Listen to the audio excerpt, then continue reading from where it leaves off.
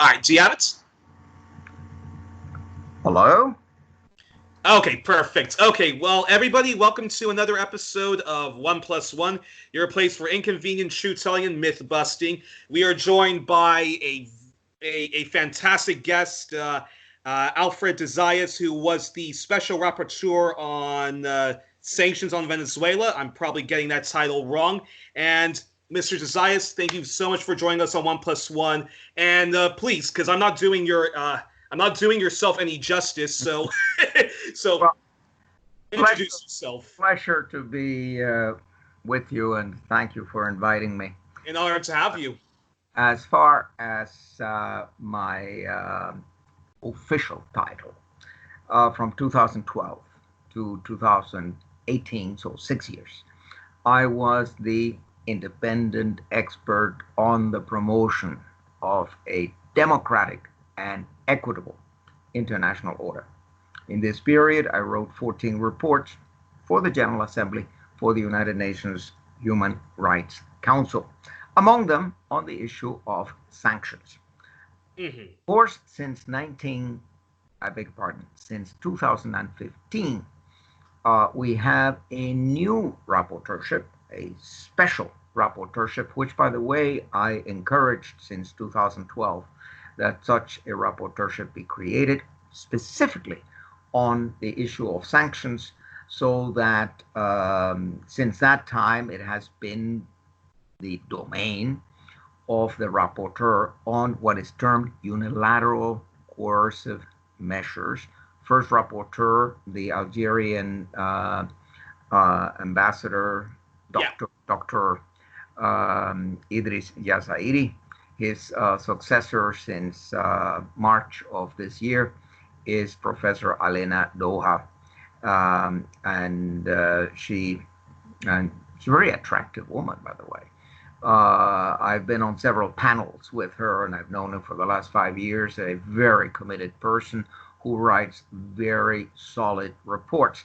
The problem, of course, with the entire system of rapporteurs is that, in a way, we are like an assembly of Cassandras. We identify problems, we formulate concrete, practical, implementable recommendations. We try to give solutions, and then nobody listens. The reports get filed away and forgotten.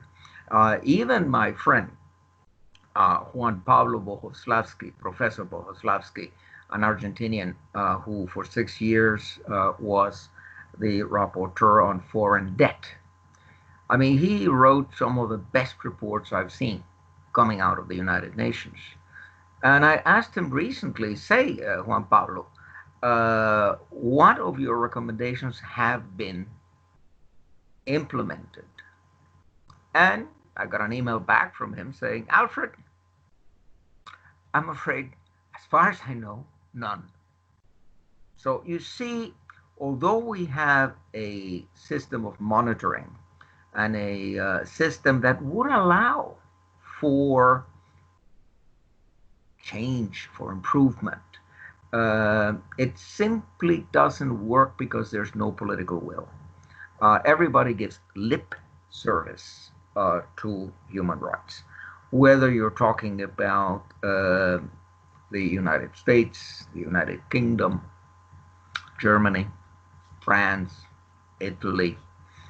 Everybody just simply invokes human rights, but without the intention to do anything to really change uh, the infrastructures, uh, to do anything that will address the root causes of the problems. So we go on business as usual, and with COVID-19, I've written a couple of articles on the issue of the post-COVID world. And I think this is a unique opportunity to change certain fundamentals, to start changing the system. I always use the mantra or the slogan, disarmament for development. Hmm. You have to change the priorities. You cannot do everything. You cannot spend 40% of your national budget on war, on procurement, on the military, and at the same time do maintenance. I mean, I remember reading about uh, bridges falling into the Mississippi. Why? Because of no maintenance. You remember the catastrophe of Katrina in New Orleans. Hmm. You remember the catastrophe after Hurricane Harvey in Houston. All of these deaths, which, by the way, were mostly the poor, mostly the, uh, shall we say, the less favored classes who perished in the floods. I mean, they don't count. I mean, everybody knew that this danger was there, but nobody did anything about it. With COVID-19, it's in a way similar. It's a Um, bit of a criminal negligence thing going on because I know there are some conspiracy theories going around that that COVID was something that came from a man-made lab used to keep the population in line and so forth. I've not seen any evidence that's convincing for that. So Me that's neither, and I have looked for it. Believe me, but I have tested that. so And I have that's many friends. and that said, there is a criminal. I think COVID is more of a criminal negligence that that the way these animals that Even. that the way that the animals are confined and so forth caused all of this, and basically everyone fell asleep at the wheel. The Chinese fell asleep at the wheel, and then when they tried to alert the Western world and the international community that the COVID shit was about to hit the fan, they also fell asleep at the wheels, and yeah, I sort of accept more on that, and sort of going back to what you were saying about the democratic deficit in the United Nations, because you do have rapporteurs such as yourself, the two former UN rapporteurs on sanctions in Iraq, Dennis Halliday and Dennis Halliday, Hans von Sponeck, after him, and another woman whose names I forgot. They all want to do good things, and they all see that the effects of Western policies are having a bad effect on the people that they claim that that they're going to be helping out. That's over a million deaths. Over a million deaths in Iraq as a direct result of sanctions. And in this case, although they were driven by the United States, And Brits. with the lackey United Kingdom, etc. It's always amusing to see, what a lapdog Tony Blair was of George W. Bush, and what a lapdog. It's a special relationship. Yes, yeah, but who master is and who is servant. That is clear. But the sanctions from 1991 to 2003 caused more than a million deaths. Two rapporteurs, and I know them personally, I respect them very much, Dennis Halliday, Graf von Sponeck. They did what they could, and they realized that they were complicit in genocide. Dennis Halliday called it genocide, what we were doing to the Iraqi people. And Graf Sponeck wrote a book about it, and they both resigned. Very highly paid positions. Once you get to be Assistant Secretary General, I mean, that is a very, very top position. And I must say, you take quite a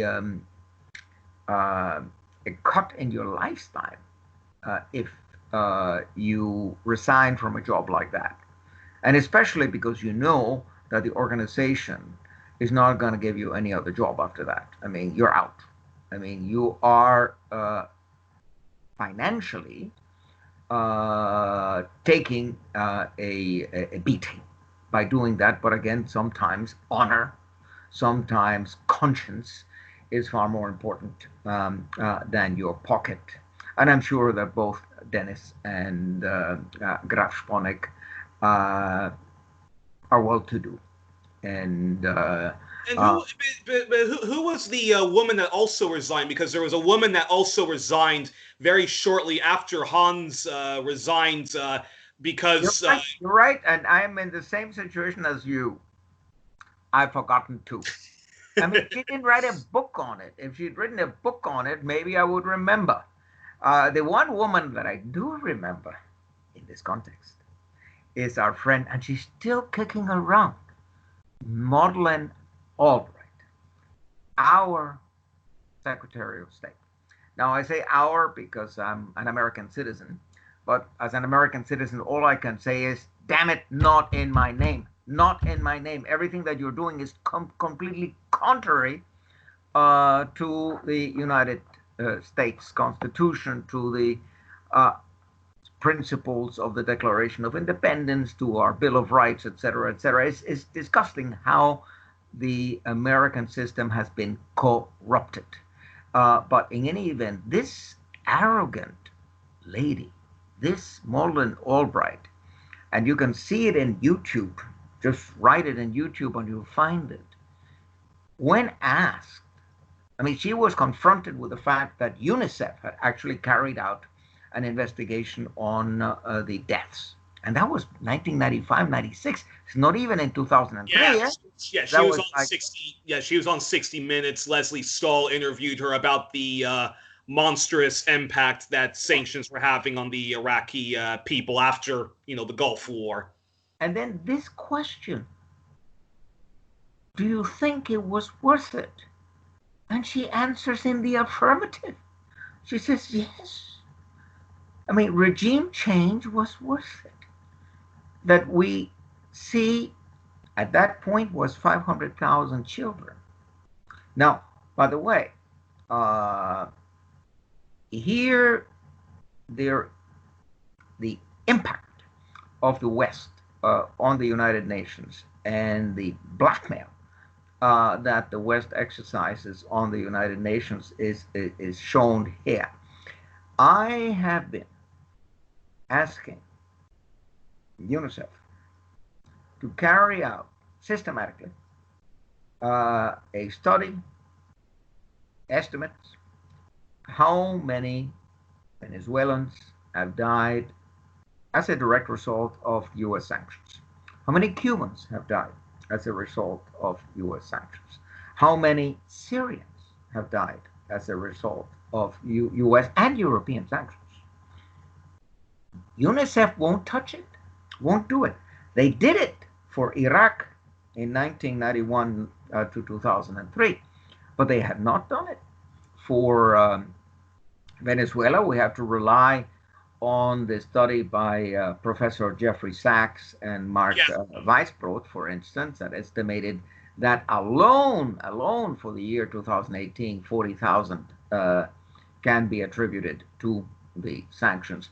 I personally think the number is higher. You have 2018, then you have 2019, and then you have 2020. Situation has gotten worse, not better. And now with COVID-19, if they do not have access to the medicines that you need, and to the ventilators, and to the face masks, and to all of these things, they're doing what they can. But to the extent that the sanctions prevent, say, Swiss companies to sell ventilators to Venezuela or to Cuba for that matter, that is murder. I mean, there is a direct relationship in refusing to sell ventilators and the deaths that will ensue because they do not have the benefit of something that exists. And most civilized countries have criminal legislation for the crime of failure to assist. I mean, you don't want to oblige everybody to be a good Samaritan. But if you happen to sell ventilators and someone that needs it desperately and can pay for them doesn't get them because you refuse to sell them because you're afraid of the US sanctions, you are co-responsible for the deaths that ensue. That still has to be dealt with, I think, by the International Criminal Court. And as you know, the issue of sanctions against Venezuela, I proposed that it go to the International Well, Criminal actually, Court, and it did. It yeah. is now before the International Criminal Court since February of this year. But again, yes. Yeah. Yeah. Hold that thought because we are going to talk about Venezuela. But so before actually I get into my first question, do you want to briefly give your whole background, how you got into the United Nations and how you became a diplomat, and also a professor of international relations? Mm-hmm. Well, you can check it in the Wikipedia because the Wikipedia article, surprisingly enough, is reasonably accurate, which I won't say. I prohibit my students from using Wikipedia. I prohibit my students from citing Wikipedia. But whoever started my article, you can check it, in the history of a Wikipedia article, you can go back.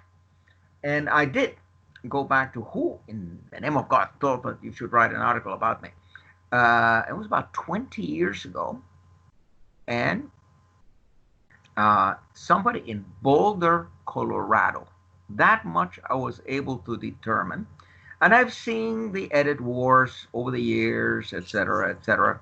I was just about to say, if your biography on Wikipedia is good right now, pretty soon somebody called Philip Cross or somebody else is going to completely, defecate. Oh, but that goes up and down.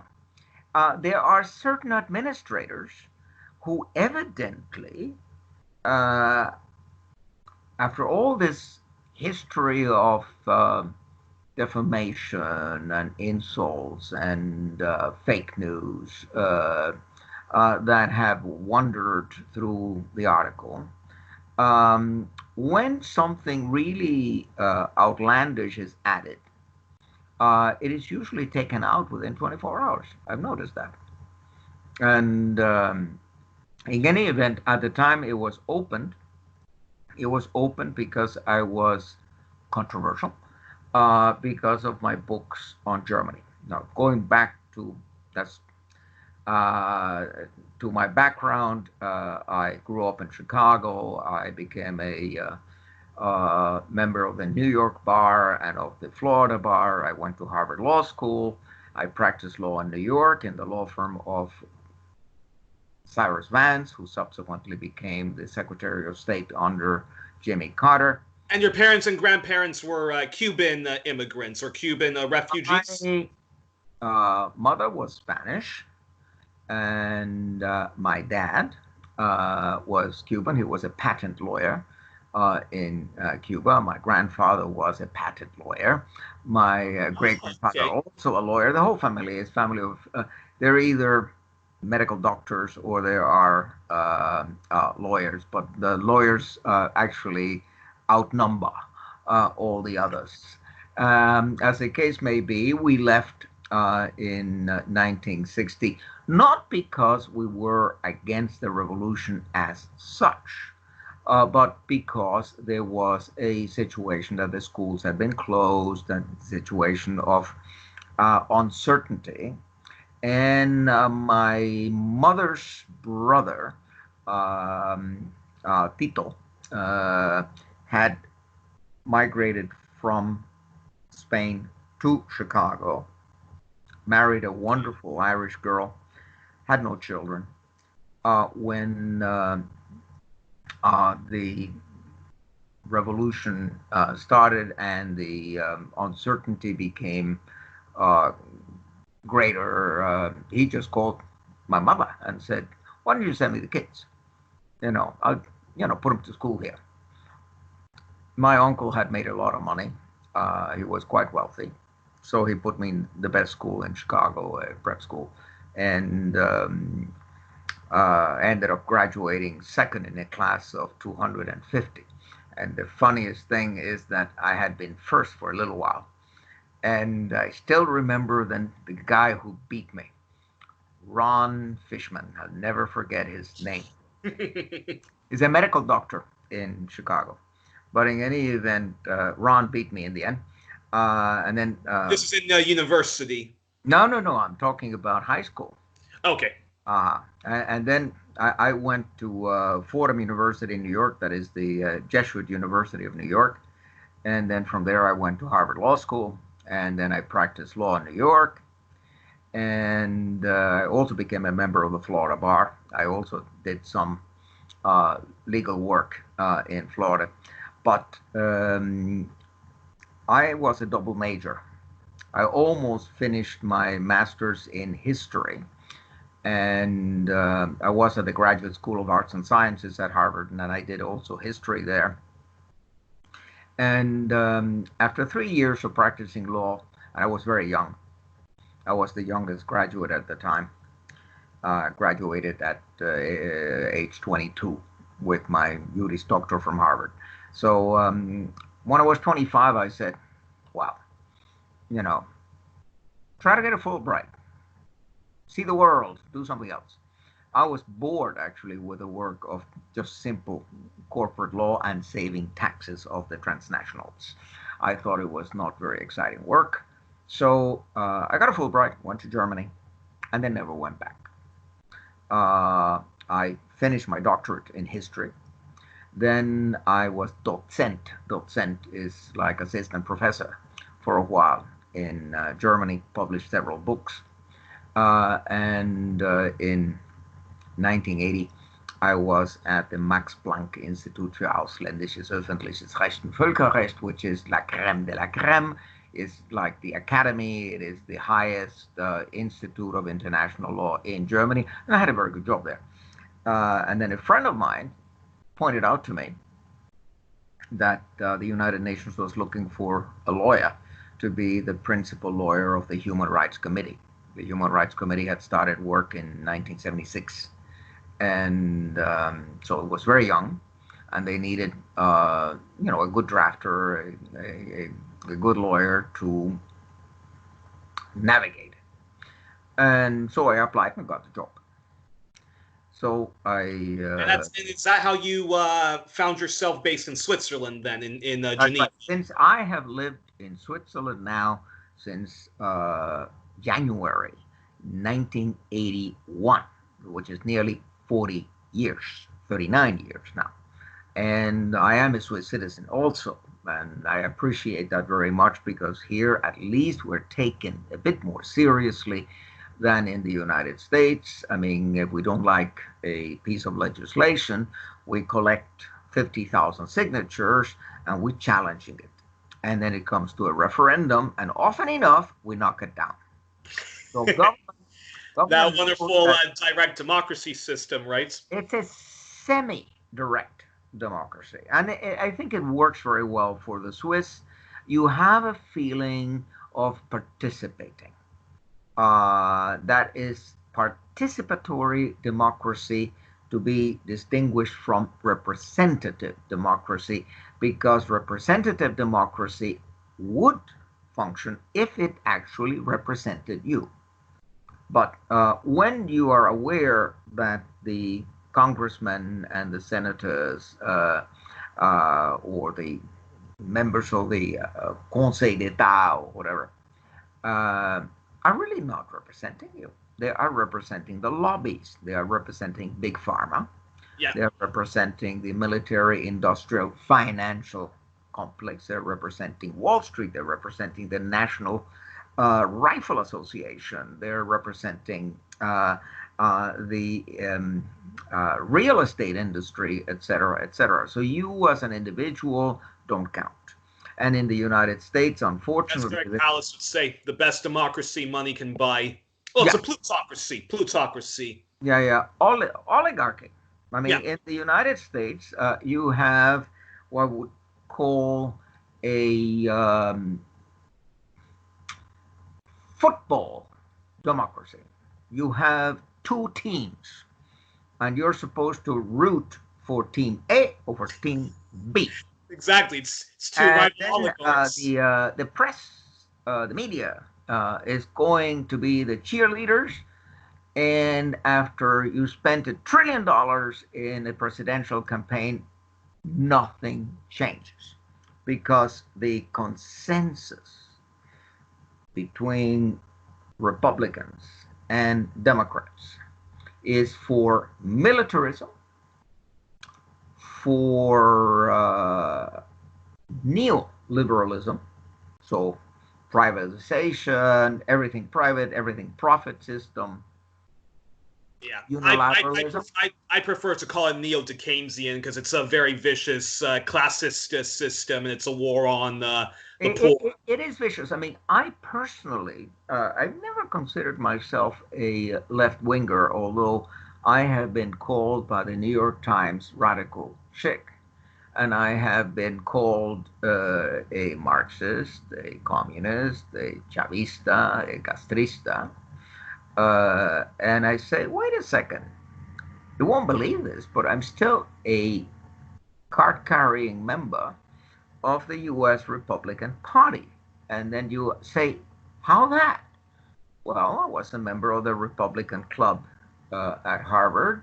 I was very active in the Republican Club at Harvard ever since I have been a believer in, shall we say, conservative values. Values, not money, values. I'm And very surprised to hear that. the Because yeah, problem is that I because don't I also know. would have thought yeah because I also would have thought given the uh,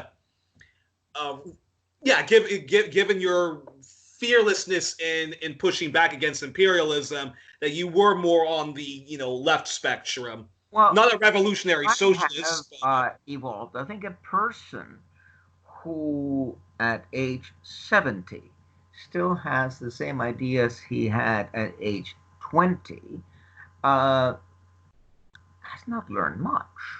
I mean, you are supposed to factor in all the input that comes in. And I question my politicians. There are some Republican politicians whom I very much liked, like Congressman Ron Paul, a Republican from Texas. I also like the columnist, a wonderful Irishman called Patrick Buchanan, also a Republican. But um, I would like, very anti-imperialists though. I would want to maintain a system of meritocracy, but genuine meritocracy, not the farce of the meritocracy that we have in the United States, which is not meritocracy. Everything is rigged. I mean, it's practically impossible for someone uh, from, shall we say, the disadvantaged classes to make their contribution to society. I'm not saying to make it for themselves, because the philosophy of rags to riches it never appealed to me. I mean, I think that it's in the interest of society that everyone contribute to society and be given the opportunity to contribute to society. But if you don't get education, you'll never be able to contribute to society. I mean, I went to a prep school, but I came from a well to do family. Those who did not go to a prep school would have much more difficulty in going on to college or going on to law school. And even once you've made it, um, I have actually a lot of compassion, sympathy, empathy with my students because when I graduated, Harvard, I had immediately 5 fantastic offers, and I could decide where to go. Today, the job market is a disaster, and students are coming out of college and law school with a student debt of $100,000 or $200,000. How are they going to pay that back? I don't know. It is a very abnormal, dysfunctional world, in particular in the United States, and that has to be changed. But neither the Republicans today, certainly not Mr. Trump, nor the Democrats are likely to change the fundamentals. So, as I said, this two-party football system that we have uh, is not democratic and actually betrays the citizen because, say, I agree with 50% of the platform of the Republican Party. But why must I buy into the 50% that I profoundly disagree with? And the same thing goes with the Democrats. I mean, you are sometimes obliged to make compromises that you should not be required to make in a democracy. And that's why I think the system has to be uh, significantly modified. And I think that the easiest way to modify it would be to facilitate, and there the media could contribute, facilitate the visibility of other alternatives, of other options, meaning other political parties. I would like to have a system of coalition so that you have, say, the Democrats, you have the Republicans, but then you also have the Greens, and you also have the communists, why not? And you Libertarian, also, libertarians and the Socialist Equality Party and Party ex- of Socialism and Liberation. uh, Yeah. my wife is Dutch. In Holland, there are a dozen parties, and my wife's party gets maybe 9% of the vote. But there's someone in The Hague, in the parliament, who's going to be saying what my wife believes in.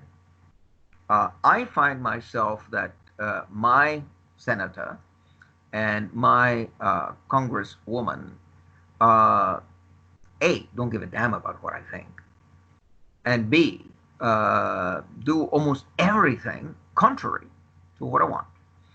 So I find myself completely disenfranchised, the same as I would say most Americans. Imagine you are an Afro American, or you are an indigenous, a Native American, or you are a Hispanic, a so called Chicano or whatever. Whom are you going to vote for? I mean, both parties, Democratic and Republican, are committed to maintaining this status quo that has kept these people in poverty. They are committed to maintaining a system that is going to keep them in poverty. I mean, if I were an Afro American, I don't think I could vote because Joe Biden is not going to do anything for them. And Joe Biden is not going to do anything for the Hispanics either. And of course, Trump is not either. I mean, he's built his wall.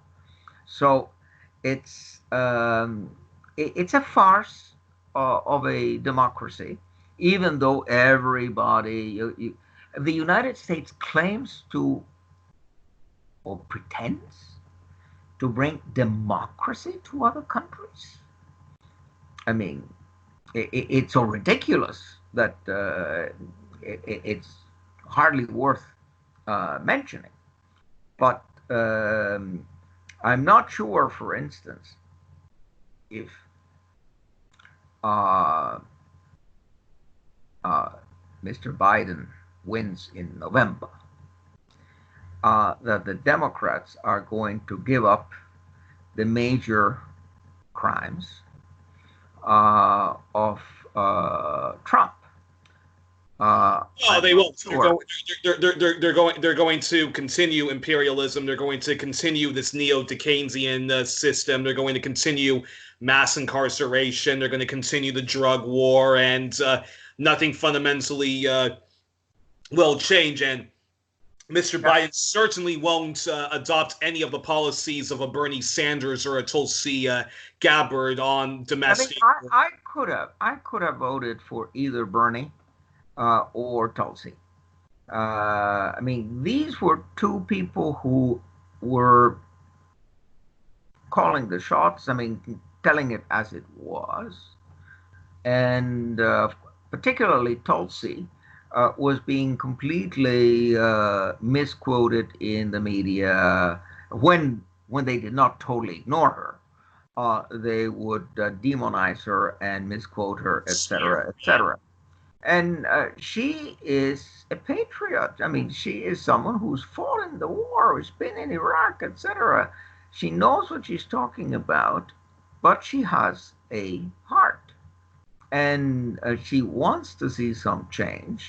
And I would have definitely voted for her. Although, shall we say, her background and my background are totally different. Of course, I'm not going to vote for a pretty face, or nor am I going to vote for someone who happened to be in my fraternity, in my club.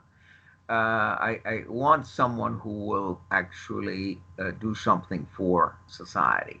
And I think Tulsi or Bernie would have done so. And I thought that Elizabeth Warren had kind of sold out to Wall Street and to the pharmaceutical industry, etc. So and military-industrial complex. I was less happy with her. Big supporter of Israel, big supporter of sanctions on Venezuela, big supporter of supporting non-existent moderate rebels in Syria. Yeah. Bernie, however, also very bad on foreign policy, but great on domestic policies, which is why I liked Tulsi Gabbard, because you got two for the price of one. You got socialist, you got socialist reform, socialist reforms at home, and anti-imperialism abroad, especially on wanting détente with Russia and China. It bothers me to see how the New York Times, Washington Post, Wall Street Journal, CNN, Fox report on all the nonsense that Trump has been saying. And I repeat, not in my name, even if I am still a card-carrying Republican, not in my name. I feel just lied to. We're swimming in an ocean of lies when I read the New York Times and see how they depict the situation in Syria, or the situation in Venezuela, or the situation in Cuba. And take the Israelis. I mean, we all have a great deal of compassion, empathy, understanding, because of the history of the Jewish people, and because of the Holocaust, what they suffered in the Second World War, etc. But I am closer to the analysis of Norman Finkelstein than to the analysis of Netanyahu. I was going to say Alan Dershowitz, who's he taught criminal law. Well, Alan Dershowitz, evil man, and my previous guest, Whitney Webb, he's